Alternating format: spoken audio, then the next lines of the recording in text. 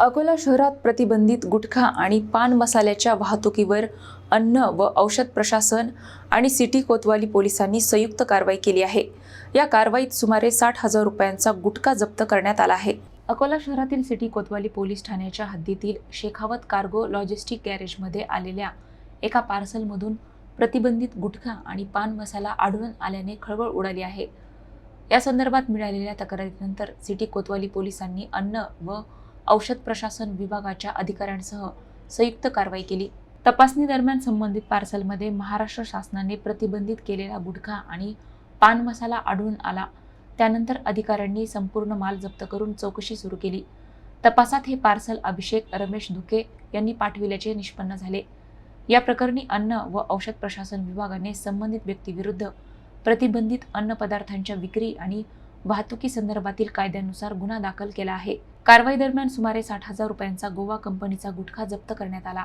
या घटनेमुळे जिल्ह्यात विविध मार्गांनी प्रतिबंधित गुटख्यांची वाहतूक होत असल्याचे पुन्हा एकदा समोर आले असून प्रकरणाचा पुढील तपास सुरू आहे।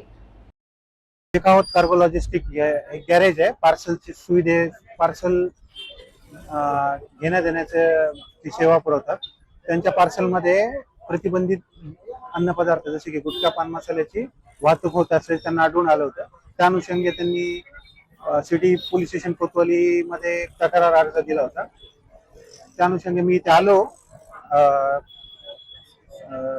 सदर पार्सलची आम्ही तपासणी केली पंचसाक्षीदारासमोर। त्यात प्रतिबंधित अन्नपदार्थ साठा आढळून आला।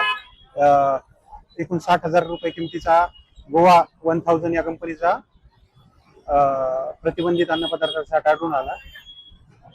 त्या अनुषंगाने ज्याने पार्सल पाठवले होते इथून अभिषेक रमेश धुके नावाच्या व्यक्तीच्या विरोधात अन्न सुरक्षा कायदा व भारतीय न्याय संहिते अंतर्गत फिर्याद दिलेली आहे।